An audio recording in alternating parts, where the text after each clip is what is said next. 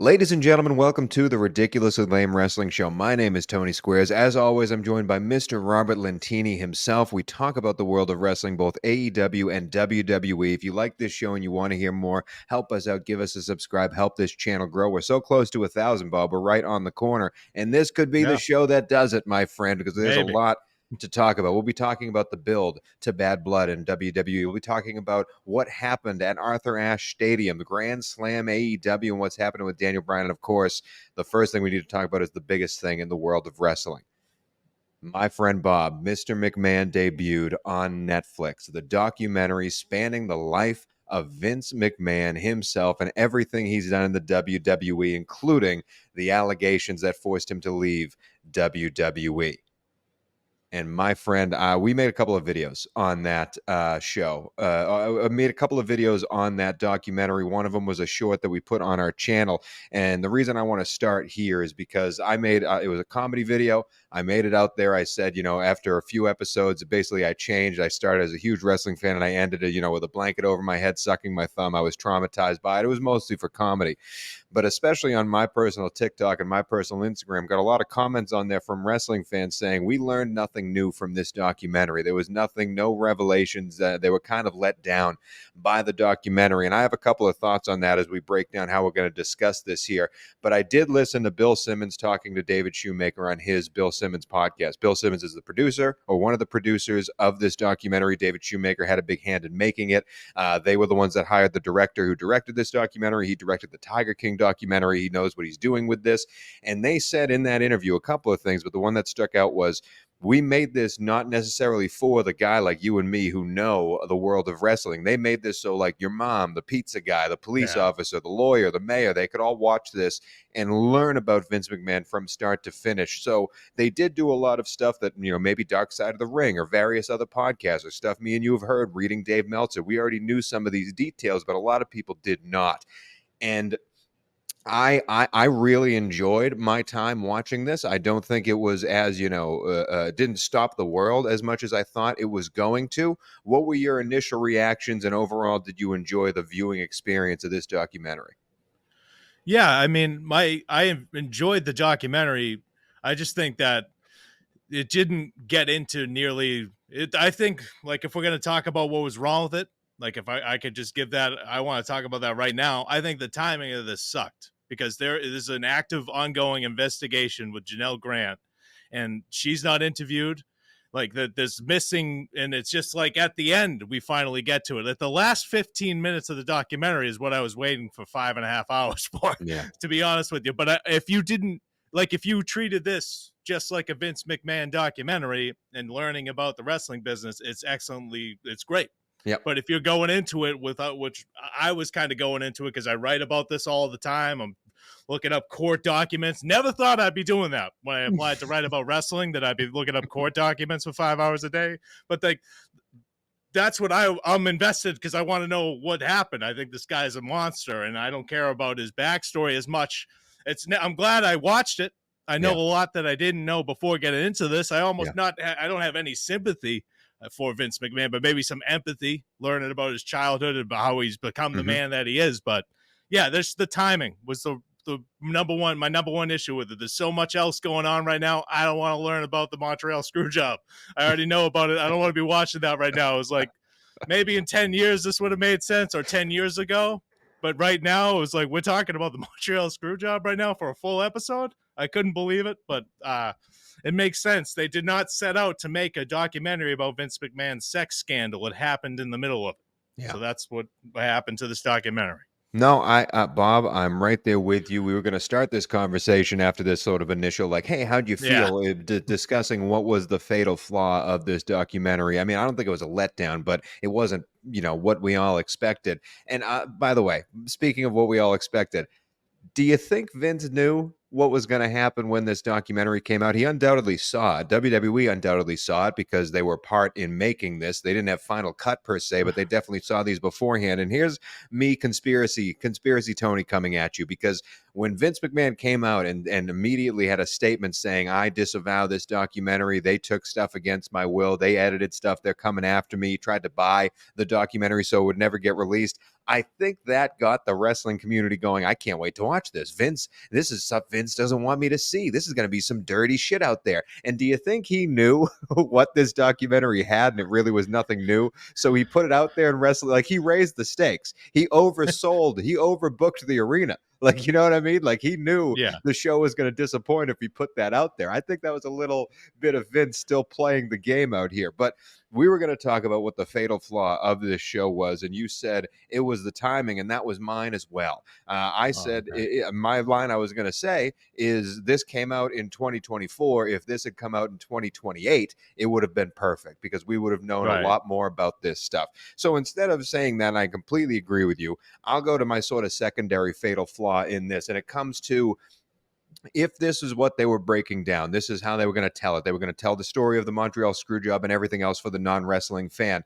What I wanted to see, and we did not see enough of, and this could have been because the sexual scandal came out and they had a plan for the first 4 episodes and the last 2 changed. But if that's the case, extend to 7 and 8 episodes, because we jumped right from the Ruthless Aggression era. John Cena comes out. We hear a little bit about John, and then suddenly the Undertaker's streak is over. And there's about 15 years that we skipped over entirely in WWE. And that's interesting to me because it's a product that became completely stale for a long period of time. And a lot of people in the wrestling world were wondering, why is Vince doing this? Does he not listen to the fans? He was not on his A game. And so to have the whole stuff with Steph and Shane and Triple H, who's going to take over, I thought that was done pretty well. Learned a lot more about Shane McMahon, but there was a reason that these guys wanted to take over. There was a reason why people wanted Vince to leave, why people wanted Vince to retire. If during the Ruthless Aggression era, John Cena comes out, we're asking, hey, Vince, you going to retire yet? No way he's going to retire. He's on the top of the world. They just bought WCW. The Undertaker suddenly goes, loses the streak, and we don't have that in-between time. We don't have the long period of time where they're trying to push a guy like Roman Reigns, and the merchandise isn't selling. They still have to focus on the old guys from years ago because their new stars aren't developing. People are angry. We have nothing about CM Punk and the pipe bomb and everything that happened with him, which took over the last 10 years of wrestling. We've talked about CM Punk a lot on this show. I don't like the man, but if you look at from a bird's eye view in the world of wrestling the last 10 years, the first name you see is CM Punk, because that changed the game. And there was nothing about that in his relationship with Vince and him leaving Vince and all the other stuff. They had a bunch of lawsuits in there that were not talked about. That to me was the fatal flaw. So other than the timing of it, which you're completely right, the fatal flaw of this was we heard stuff that we hadn't heard, we've already heard, yet there was juice on the vine, not the sexual allegation stuff that legally we could not hear from. Like, I get that. There was stuff to talk about the last 15 years that was completely skipped over. And I'm not talking about going in AEW. I'm not talking about, they were mentioned, but I'm not talking about the new brand split. I'm talking about the last 15 years that really the company might have been going up in stocks, but the product was going down towards the fan. And I was really disappointed that wasn't explored. Did that come out to you at all? Yeah, I mean, it felt like a fluff piece for, at certain points, it felt like a WWE production, didn't it? Yeah. I don't know if I was just sitting there like, is this on the WWE network? For some points, it's like everything's so fluffy and then it would get dark for a little bit. But yeah, I agree. There was a lot glossed over. I read I think it was from the podcast with Bill Simmons that you listened to with David Shoemaker, but I didn't listen to that. I read an interview that they cut 4 hours of Vince McMahon talking out of it because he sounded like a frog. So that's was his word. So yeah, like if that's what's got, maybe there was more into like the Ruthless Aggression era, the 10, 15 years that spawned AEW, the 10 years of just everybody waiting for this product to get better. Me just watching 3 hours on Monday night like a moron, knowing I wasn't going to be entertained. People knowing there was no other place to go. They were stuck there if you were a wrestler. Right. Yeah, there's just a ton of stuff. Vince McMahon's hypocrisy throughout this whole documentary is something I want to talk about at some point. Just him, the way he took out the territories and then was just crying when Ted Turner was taking Kevin Nash and Scott Hall. Like, he's just the biggest hypocrite. You got a little bit of it. But yeah, there was not enough delved into the staggering like decade plus of just shitty WWE television that existed. It was all sunshine and rainbows, and now Triple H is in charge. Overall, before we move on to a couple of top 5 lists here, overall, out of 5 Meltzers, what do you give it? 3. If it was if it came out like you said 5 years from now, or even 5 years ago when we didn't know about it, it would have been a 5 or a 4 out of 5. I really enjoyed it. I was just frustrated watching about the Montreal Screwjob. This is not what I signed up for when I clicked play. I was like, all right, I love Bret Hart. I've seen 45 documentaries about the Montreal Screwjob.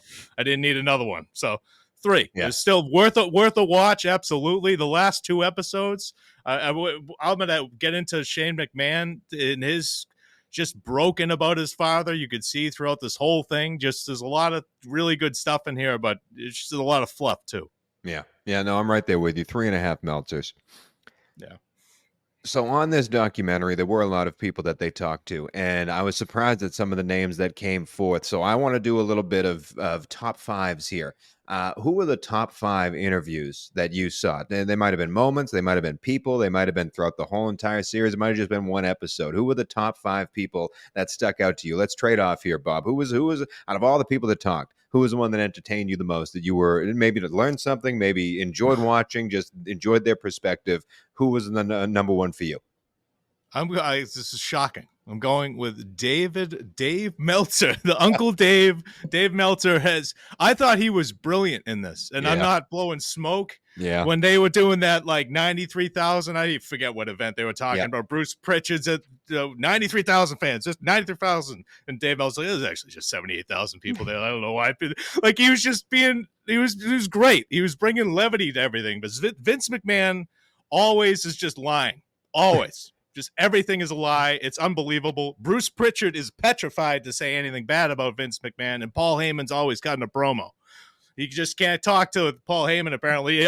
Just everything was always was like a promo with Paul Heyman. But yeah, I just thought Dave Meltzer was just the voice of reason, shockingly, throughout this whole documentary. No, I really enjoyed Dave Meltzer too. If Dave Meltzer's one for us, by the way, Bruce Pritchard, I don't care how many people you list, Bruce Pritchard is last. Bruce Pritchard was, I don't want to swear on this podcast anymore. Bruce Pritchard was a loser. Like, there's nothing more, an absolute loser. Suck up.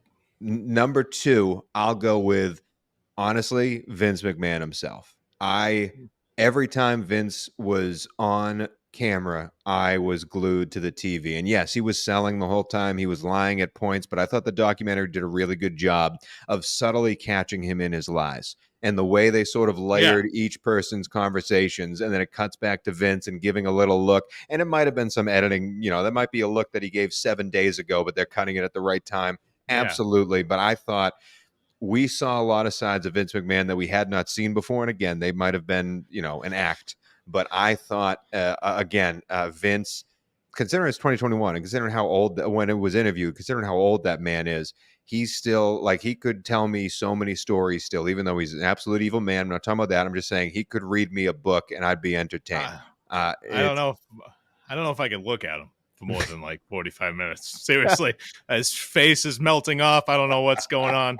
That opening clip on episode 1, my first note is Vince looks insane. I don't know if his face is falling off or what's going. When he gets in the ring, his whole lower face is, he's a great talker, but now that we know that he's a freak, and now that I look at him, it just makes it worse. I don't know what he's done to himself. That's not aging. I don't know what that is. No, it's a lot. It's a lot of staples and plastic. So if number 1's Dave, number 2's Vince, who do you got for number 3, the interviewee that stuck out to you the most? I really liked Mushnick, Phil Mushnick. He was I did too, man. Yeah, he was a reporter with the steroid trial. He was just like, why did I want this guy's creepy? That's why he's just like, why do I want to keep talking? This guy's a freak. But basically, he just gave no shits. He went right after McMahon. Yeah. And I'm going to nominate my next one, but maybe you have it. So who do you have for one? Who? Well, Mushnick was great. I thought a lot of the business people / reporter people were great. A lot of people that outside of the world of WWE that they had returning to talk here were great. And one guy that made my list, and probably I could talk about, is Nowinski, the Harvard CTE former guy. wrestler. I thought that particular bit Benoit into the CTE thing was a really strong part of the documentary. It came again, I think it came in either the end of 5 or the beginning of 6. So like that's the rush to the very end. Yeah. Like that happened 20 years ago, and then suddenly it's over. But I thought his conversation and the way that whole thing was presented, I thought was very interesting and entertaining. But if we're gonna go number 4, Tony Atlas. Because of all Yeah. the old wrestlers that came back. Yeah. We saw Hulk Hogan, we saw all these old guys talking, and a lot of them are still fluffing Vince. You know what I mean? And some of that's good. Some of that we like to hear these guys tell the old stories. I thought Tony Atlas was one of the most honest Absolutely. and didn't give an F interviews out there. And he was very much like they used him to punch stuff up. And I thought he was very I believed everything he said. I believed he was keeping true to the business. I believe he still was proud of the business, but at the same time, he was like, "This is how it happened, and this is the truth." And I really enjoyed seeing Tony Atlas again. So yeah, that's number 4. Who do you got for number 5? The last top 5 interview of the Vince McMahon documentary. All right, we're gonna give like a couple terrible too after this. Just a Sure. okay. Number 5, I really like Bob Costas. First time I've ever heard the man drop the F bomb. Yes, that was huge. Yeah, it blew me away. Bob, that was one of my shocking revelations. Bob Costas swears. Yeah, it just blew me away. Him swearing, it just, he was great. He was natural. He was himself. He wasn't putting on a show. And then we can get to. I really enjoyed Bob Costas in it. But yeah, I'm ready to talk about the 2 people I thought were terrible in this. When you are, okay. Well, Hulk Hogan, just is once again a liar in his final words in this documentary, where I don't think the business will survive without Vince McMahon. Dude, it's thriving without him. You moron. It's the best it's been in decades without him. That was it. That was an interview in 2021. Hindsight's 2020. Sure. But yes, you're absolutely right. But you telling me if you bumped into Hulk Hogan at his stupid restaurant that he was advertising the whole show on his shirt, that he wouldn't have told you the same thing? That guy drives me crazy. And then just quickly again, Bruce Pritchard. Yeah. Just his closing comments. They brought him back last year or whatever. They brought him back for a second interview in episode 6, and he just couldn't say anything bad about Vince McMahon still. I understand friendships or whatever. I understand. Look, like if he said like that guy's been my friend my entire life, I don't know what happened. I just don't want to. If he's left it at that, but he projected it, he expected like the Netflix people to like turn it into a Vince McMahon defense. Not everybody in the world has to be friends or care about Vince McMahon's emotions. Just give it a rest, Bruce. There was not a bigger naysayer in the world of wrestling than against Vince McMahon than Bruce Pritchard when he was outside of WWE. Like he came back to relevancy because of his podcast with Conrad, and he was like very openly at some points like against Vince and his decisions, and then suddenly he gets brought back under the umbrella and he's the towel boy. You know what I mean? Like I despise that, man. I genuinely despise Bruce Pritchard and people who act like that. So yeah, I'm right there with you. The one other note I want to say, person I did not like the interview of was there was some people, as we said, like Hulk and like others, that were still playing the game. They were playing kayfabe. They were doing all that jazz. And I thought the biggest offender of this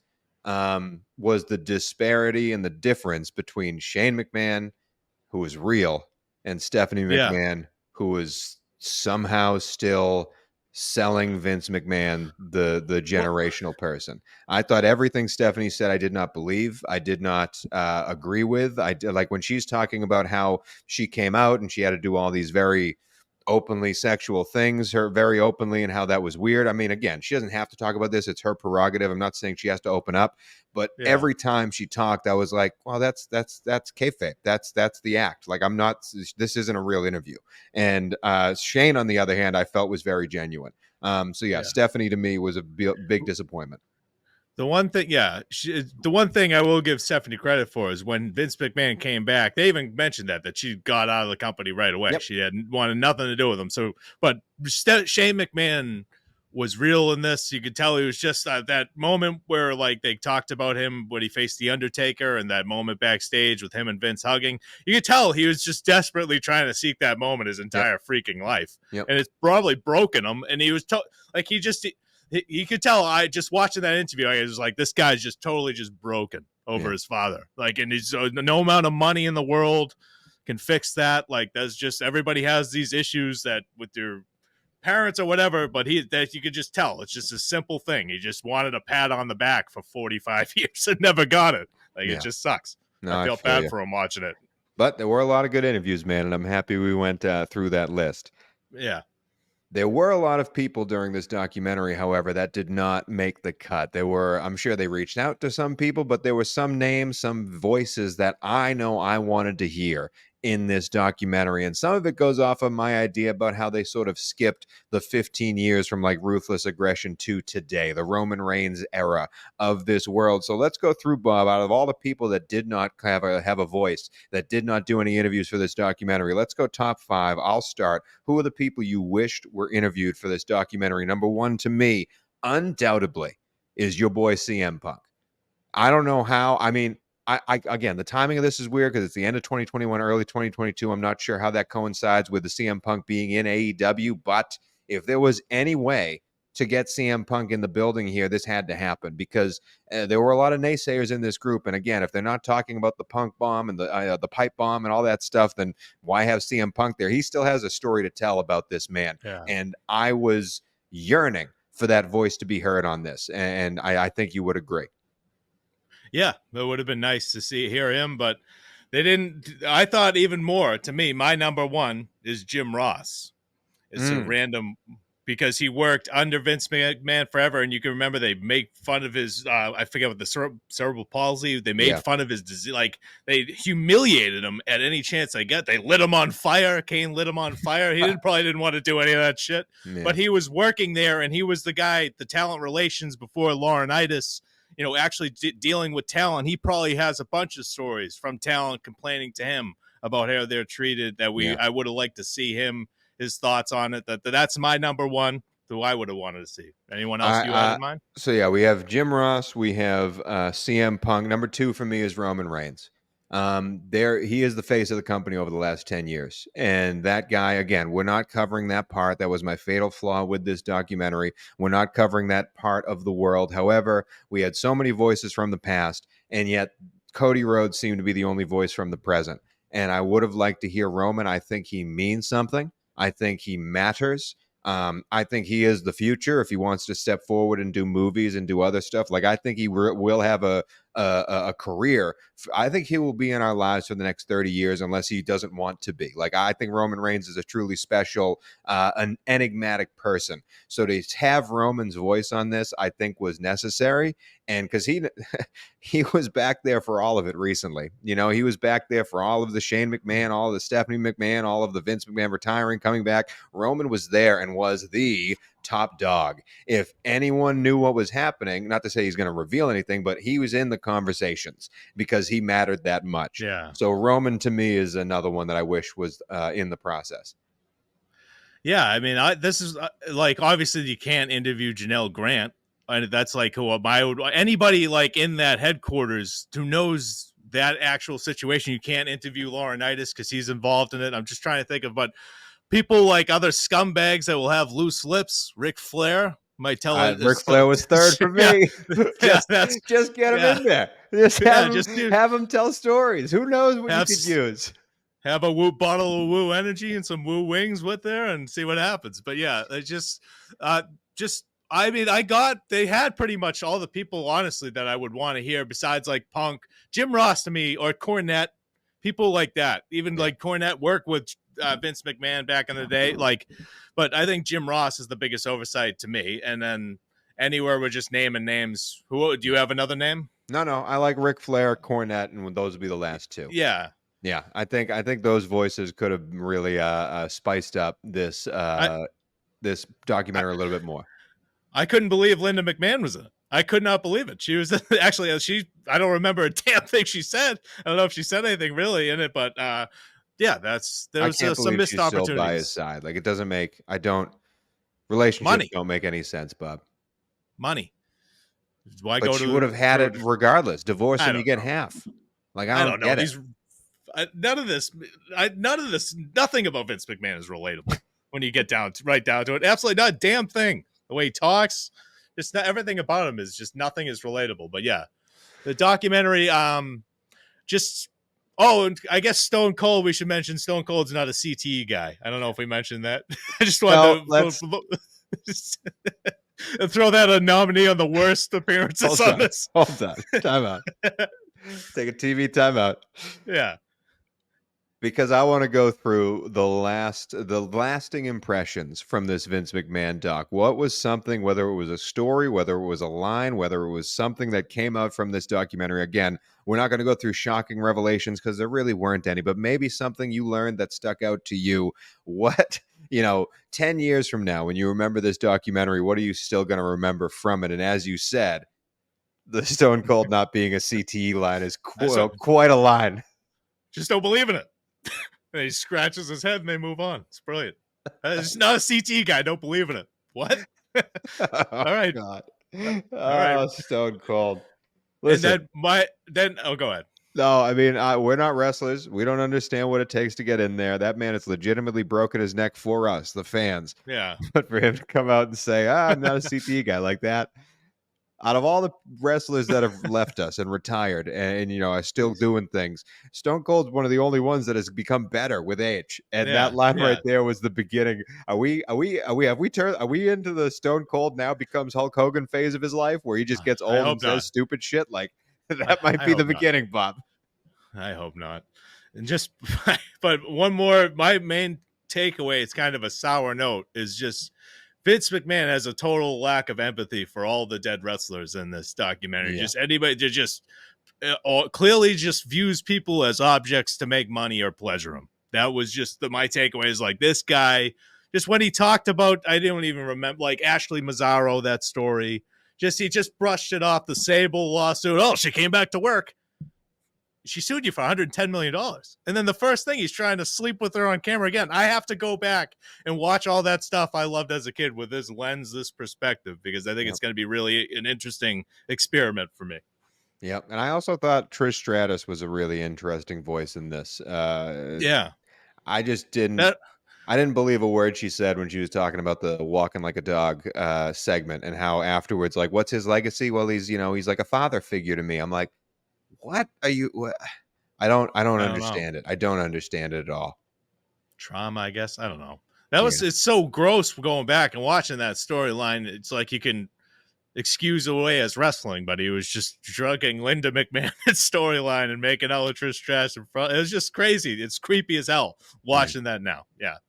Yeah, and I do think Uncle Dave had the best line of that whole thing, talking about how a lot of men who like hot women watch that and really enjoyed it because they can't get these hot women, and so they like to see him embarrassed and humiliated. And I thought Uncle Dave put that very eloquently.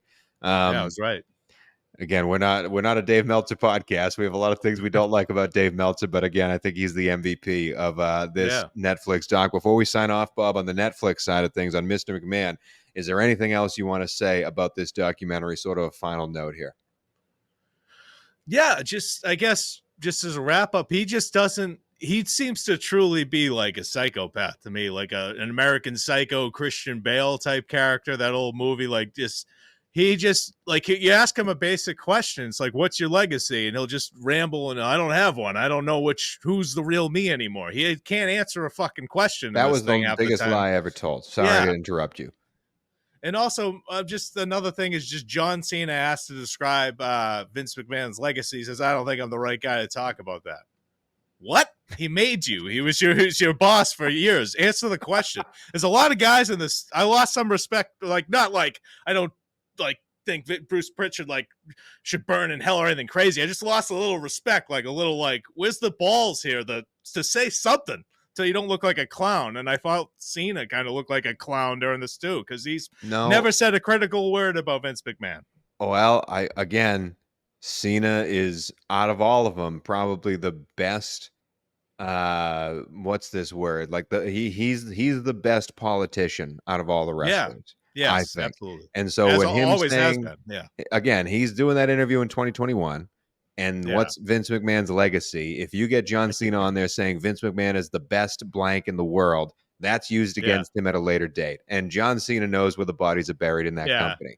So for him to come True. out and say, I'm not the man to say that, is him very easily skirting any Yeah. future words that can and will be held against him in a court of law type thing, court of public opinion. So yeah, I wasn't that surprised at Cena. However, I was surprised that there were a lot of people that didn't know what his legacy was. And I don't know Yeah. why that was edited that way, where like people are like Booker T stumbling over. It's like, what? It just makes something up. And then Tony Atlas comes, hey, he's the best booker in the world. The guy who is the most critical out of all the old generation guys comes out and is the one to say he's the best booker ever. And I was like, all right, the Tony Atlas. That's why he's one of my favorite interviews of this whole thing. Yeah. He's a monster, but it's true. Kind of. You know, he changed the entire business. It's just another man that you like a lot of people idolized growing up or just looked up to, if you will. I did. I thought he was like, look at this, like I wanted to be like Vince McMahon when I was 50, when I was 10 years old, like running around in a big suit, controlling everything. But now he's now like you look back on it, it sucks. It's just another guy that's toppling down that deserves to be punished. But it's just another reminder that we don't know these people at all in real life. So there's plenty more secrets to be uncovered about Vince McMahon. And I'm sure there'll be another documentary on Hulu or, Amazon Prime next year or 2 years. They're going to be cashing in on this, and I'm sure we'll learn more as time goes on. No, yeah. And that's a great way to end our conversation on Mr. McMahon, the Netflix documentary. But now, Bob, we have to move on to the world of wrestling as is. And the first thing we need to talk about is reviewing AEW's very big, very grandiose Dynamite. It's time for the Grand Slam review. We have three big things that we're going to talk about here, and then a little bit of interest, a little bit of rumors out there. And the first one I want to say is Daniel Bryan and Nigel McGuinness had their match. I thought it was a very entertaining match. Nigel loses by tapping out, saying thank you afterwards, I believe he said. And then at the end of the night, at the end of the night, tying into that, Darby Allin loses to Jon Moxley, loses his chance to fight Daniel Bryan, Bryan Danielson, for that belt. And now it will be Moxley D. Bry at Blood Diamond or whatever that pay-per-view is called.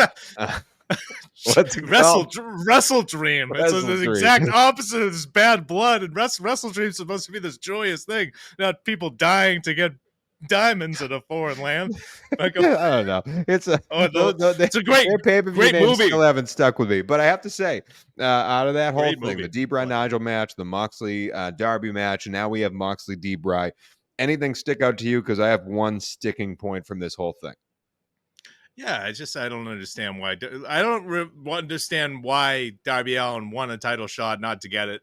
But how we got here frustrated me. But I'm excited about Bryan Danielson versus Jon Moxley. I liked that he got revenge after the match. Danielson, I think he was in a hooded sweatshirt, got in there and Moxley a bit.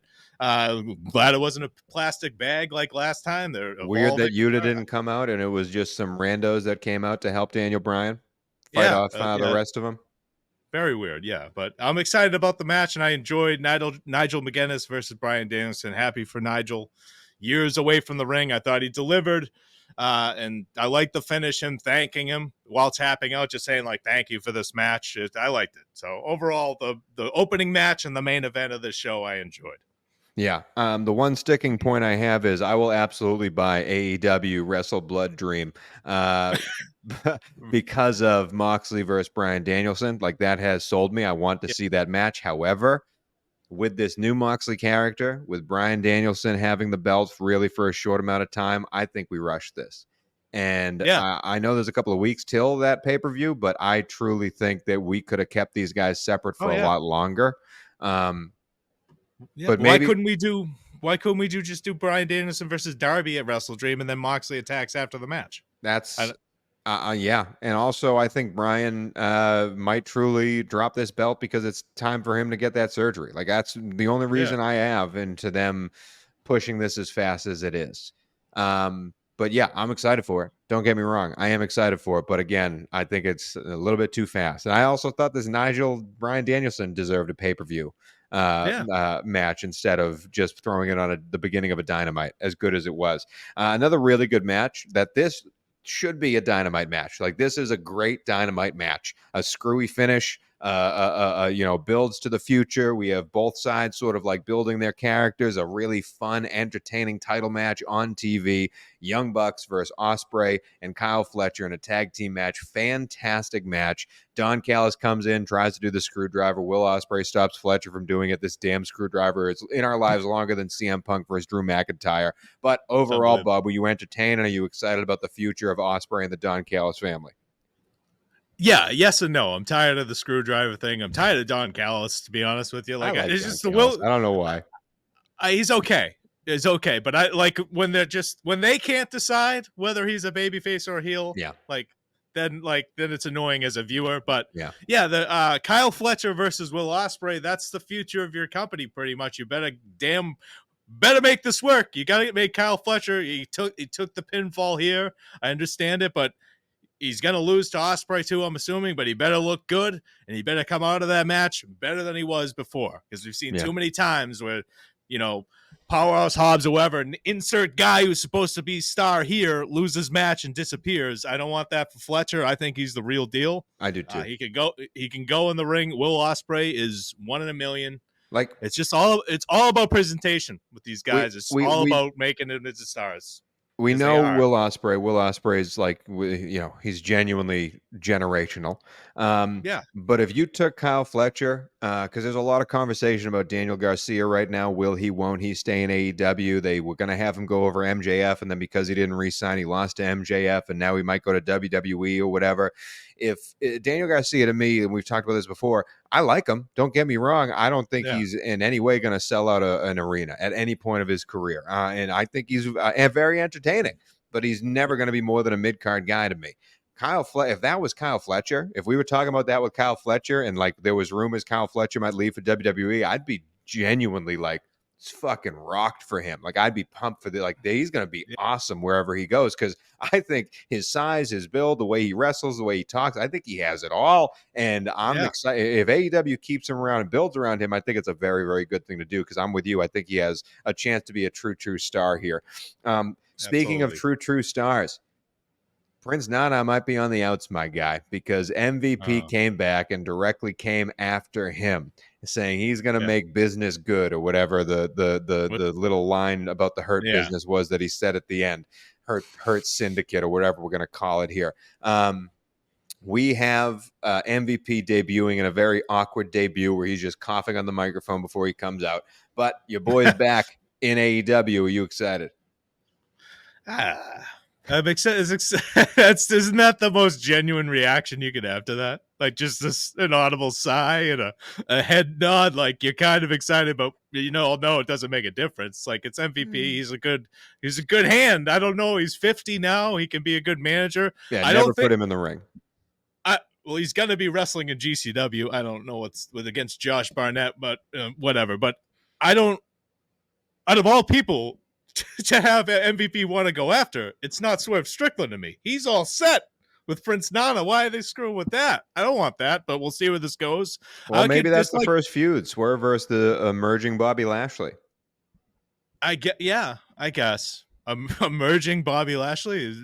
Well, he's coming out. We know he's going to be with MVP. And we know Shelton Benjamin's going to be there too. Yeah. I mean, the Hurt Business was popular in 2022, but I like those guys. I want him to succeed. Yeah. Bobby Lashley's a draw. Not like he's going to sell an arena, but you put him in a ring, people are like, "Who is that guy?" You know what I mean? Bobby Lashley still works. He's a name. He's a big name. He's a big name. People will pay to see Bobby Lashley. He's just not a household name, but he's worthy of having on your roster. Probably not for the millions upon millions he's going to get paid by Tony Khan, but. Moving on. Well, speaking of millions, last thing we want to talk about AEW, the Lucha Brothers. Pentagon and Phoenix, rumored to be going to WWE, don't want to be a part of AEW, and Tony Khan apparently has extended dates on their contracts due to injury time. And you wanted to bring this up. I'm not going to assume. Why are we talking about the Lucha Brothers and this contract situation? Because I think you want to get something off your chest. No, it's just frustrating. This is something that this is Vince McMahon tactic. We just did a whole talk about him tacking on injury time or whatever. Tony Khan is very well within his right to tack on injury time, but I don't get the process of just keeping people there like hostage that don't want to be there. Like if Malachi Black, his contract is coming up too in the next couple of months. If he wants to leave, let him go. It's not going to be the end of the world. If the Lucha Bros want to leave, I'd let him go if I were Tony. I just think it's a bad look. It's a bad precedent. Like just you're going to piss off other people in the locker room. It's just not a good look. If they want to leave, let them leave. You have infinite money, but I think I just find it weird that they're so bent out of shape about the Lucha Bros leaving. This is like the biggest stars to them ever, I guess. This departure is going to cripple them, it seems. This is the one they can't. Yeah, and with the plans they had for them was just do the trios titles again, a Death Triangle, and now they just got Pac with Wheeler Yuta and Claudio. It's like it's just like cookie cutter, remove. Like switching it up. They never really had a huge plan for the Lucha Bros. They never really had a huge plan for Santana or Ortiz, another tag team back in the day that I was pissed that never got the titles and never got a shot. And now this separated and Santana's in TNA. Like, I just think it was a missed opportunity for the whole thing with that tag team. And I feel the same way about the Lucha Bros. It's like, they'd have a great match here and there, and then they'd disappear, or they'd be in these 6-man tag matches that nobody cares about. Yeah, I think they should go to WWE. I think they should. They're older in their career. Go there for a few years. We'll see what happens. You might wind up in the Latino World Order, which would suck, or you might actually become champions. You know, like join Carlito, or you can become champions. It's just only two options, but at least you're not working for AEW anymore. And that is it for the AEW Grand Slam review. Next week, we'll be talking about the build to Wrestle Blood. Yeah. All right. Bob, we also have SmackDown to talk about. Let's do a little 5-minute review on SmackDown and what happened there. Bayley faced off with Naomi and defeated her. Now she will be facing Nia Jax at Bad Blood. Do you care? Yeah. No, I don't. This isn't going to be 5 minutes. It could be 2 minutes. It could be 3 minutes. I appreciate your enthusiasm with that 5 minutes there, but I don't got 5 minutes to talk about this piece of shit show. I'm sorry. We don't want to swear anymore, damn. I'm working on it. No, you can do whatever you want. I just want to. Yeah. I just want to be PG-14. Yeah, I'll cut back. We should be PG-14. Yeah, TV. That's what I want to say. TV, PG, yeah. I'll figure it out. God YouTube 14. We're YouTube 14 here. Just Bayley defeated Naomi, so we got a rematch of Bayley and Nia Jax at SummerSlam at Bad Blood. You interested? You hyped? You're in it? You into it, Tony? Does that grab you? No. All right, me either. I don't think Bayley's going to win. We're all just sitting around waiting for Tiffany Stratton to cash in that Money in the Bank briefcase. That's all we're doing here. And Tiffany Stratton will be facing Naomi in a singles match next week, if you care, which I don't. Moving Speaking of waiting around, Andrade and Carmelo had another match. It's now 3-3. The best of 7 series that wasn't billed as a best of 7 series is going 7. And then LA Knight got involved and wanted to get a handshake out of it. What happened here, Bob? Yeah, LA Knight So LA Knight last week, he defeated Andrade to retain the title. Andrade wanted to shake his hand after the match. LA Knight refused for some reason. It carried over to this week. He interrupted the match. They're still arguing about handshaking after the match. We've cut to that clip of the guy in the airplane trying to shake that guy's hands. One of my favorite clips of all time. That's all I wanted to talk about it because I think they're doing a tribute to that. If not, it reminded me of it. So I love this feud just because of that video. It reminded me of it. But yeah, I don't have any interest in Andrade versus Carmelo Hayes Part 7, but that's where we're heading. Maybe at Bad Blood. I don't know when the hell they're gonna do it, but it looks like we're getting LA Knight and Andrade continuing their feud for the U.S. title. The 7th match will be on WWE Speed. The last thing I want to talk about is the Bloodline had a tag team match versus Randy Orton and Kevin Owens. At Kevin Owens' turn seemingly coming. Cody Rhodes in, Cody Rhodes out. And then my favorite moment was Randy Orton doing a backdrop onto the table with Fatu, and then Fatu no-sells it, and then he just keeps on doing backdrops to him onto the table. I like that a lot. But yeah, we had the Bloodline still fighting the same people over and over again. Yeah, this is just like a Days of Our Lives soap opera, snail's pace here. Really tedious, obnoxious. To me, we've already had Owens versus Rhodes at Bash in Berlin, so let's move on here. And Kevin Owens eventually will turn heel, but I think this is a whole distraction for Randy Orton to betray Cody Rhodes, hopefully at Bad Blood, and that's the next title feud. I'm hoping we get something happening at Bad Blood here because I'm done with Cody Rhodes versus the Bloodline. I'm so done with it, and I don't think it's done, but I'm done with it. And And that just is it for the maybe yeah, 5-minute review of Friday Night SmackDown. What do you got, Bob? the You bloodline. want to talk about it? Just two quick things. The two matches announced. We got dumpster match. I don't know if that grabs you. Chelsea Green versus Minchin. Sorry Wait, about that one. And then do you lose if Mishin. someone is put in a dumpster? Yeah, I remember the old freaking Billy Gunn. I remember seeing that live. I don't know why I'm talking about this. When I was 12 years old in TD Garden. Dumpster match with the New Age Outlaws versus somebody else. But anyways, Bloodline defending the titles in a ladder match too next week. Triple Threat versus DIY and the Street Profits. Two teams that will never win the titles. I mean, whatever. Who cares? Are you excited about any of it? No? All right, let's talk about Raw. We do have a Monday Night Raw preview to talk about, Bob. A couple of things are about to happen. It is the go home show for Bad Blood. And your only note for this first thing we want to talk about is some stuff might happen. So Yeah. elaborate.